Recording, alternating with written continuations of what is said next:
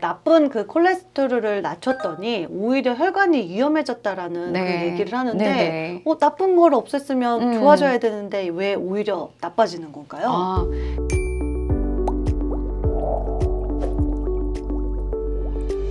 유리님들 안녕하세요. 안녕하세요. 스텔라입니다. 안녕하세요. 뇌과학 박사 수희입니다.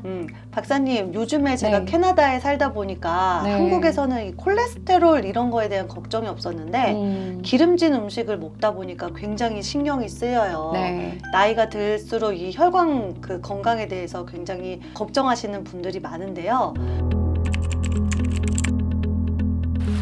콜레스테롤 우리가 이렇게 많이는 들어봤지만 이 콜레스테롤 뜻이 무엇이고 거기서 LDL이라든지 HDL이라고 이렇게 종류가 여러 가지로 나뉘던데 차이가 어떤 것들이 있는지 알려주시면 좋을 것 같아요. 네. 콜레스테롤은 우리 몸에 중요한 지방 성분인데요. 간에서 합성이 되거나 아니면 외부에서 섭취를 해야만 합니다. 저밀도지 단백 콜레스테롤, 고밀도지 단백 콜레스테롤, 그리고 중성지방, 이렇게 세 가지가 존재를 하는데요. LDL이라고 불리는 저밀도지 단백 콜레스테롤은 우리가 흔히 말하는 나쁜 콜레스테롤을 말합니다.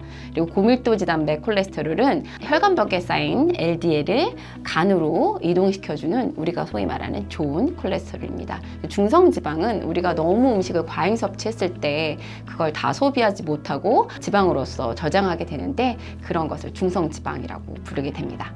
그렇다면 우리가 이 내 혈관을 건강을 확인할 수 있는 자기 혈관 숫자가 있다고 하는데요. 네. 자기 혈관 숫자란 어떤 것이 있나요? 세 가지가 있습니다. 정상 혈압, 정상 혈당, 정상 콜레스테롤. 정상 혈압은 수축기 120에 이완기 80인 120에 80. 그다음에 정상 혈당은 공복 혈당으로 100mg/dL. 그리고 마지막으로 정상 콜레스테롤은 200mg/dL. 이렇게 세 가지 꼭 기억해 두시면 좋을 것 같습니다. 혈관이 뭐 이렇게 막히거나 아니면 이렇게 혈관이 끈적끈적해져서 콜레스테롤의 수치가 네. 높은 분들이 많은데요. 네. 이 콜레스테롤 수치가 높으면 생기는 병들이 있잖아요. 네, 어떤 그쵸. 병들이 있을까요? 그쵸. 네. 신장 쪽 혈관, 관상동맥에 이상이 있을 때는 협심증이라든가 아니면 심근경색의 위험이 있고요. 뇌 쪽으로 가는 경동맥이 막혔을 때는 이제 뇌졸중의 위험들이 있습니다. 그 외에도 말초 혈관계와 관련된 여러 가지 질환들이 존재를 합니다. 그렇다면 이 콜레스테롤은 어떤 그 과정을 거쳐서 혈관 질환을 일으키나요? 아까 말씀드린 것처럼 LDL이 나쁜 콜레스테롤이라고 말씀을 드렸잖아요. LDL이 이 혈관벽에 쌓이게 되고 이것이 또 염증을 일으키게 되면서 혈관벽을 두껍게 만듭니다. 우리가 나이가 들면 안 그래도 혈관이 점차 두꺼워지거든요. 혈관벽이. 나이에 의해서 일어나는 것과 가중이 돼서 이제 문제를 일으키게 되는 거죠. 제가 계란을 먹을 때 네. 저는 그 노란자를 목이 먹혀가지고 잘 못 먹거든요. 네, 네. 그래서 제가 엄마 아빠한테 노란자 주면서 엄마 이거 노란자 먹으라고 이제 할 때가 있는데 콜레스테롤이 높으면서 이 노란자 못 먹어 이렇게 얘기를 네, 하세요. 네. 그렇다면 이 노란자가 얼마나 이 콜레스테롤한테 영향을 주나요? 콜레스테롤 많아요. 계란 노른자에 많이 들어 있습니다. 이제 근데 우리 몸에서 합성해내는 콜레스테롤이 70에서 80% 정도가 되거든요. 그리고 이제 나머지가 몸 밖으로부터 이제 들어오게 되는데요.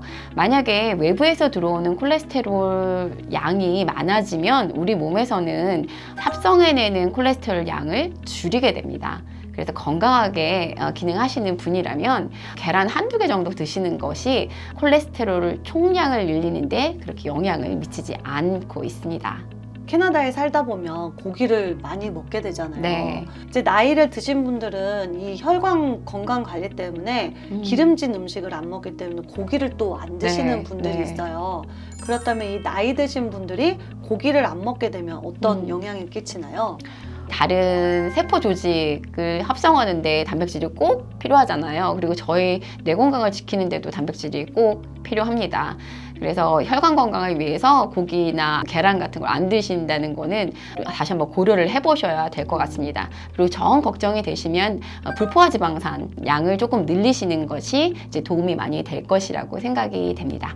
나쁜 그 콜레스테롤을 낮췄더니 오히려 혈관이 위험해졌다라는 그 얘기를 하는데 나쁜 걸 없앴으면 좋아져야 되는데 왜 오히려 나빠지는 건가요? 그 연구를 제가 봤거든요. 근데 기사에서 한쪽만 얘기를 하고 다른 한쪽은 얘기를 안 하셨던 것 같아요. 예. 콜레스테롤 수치가 80에서 90 정도일 때 오히려 심혈관 질환의 위험성이 높아졌다는 보고가 있었는데요.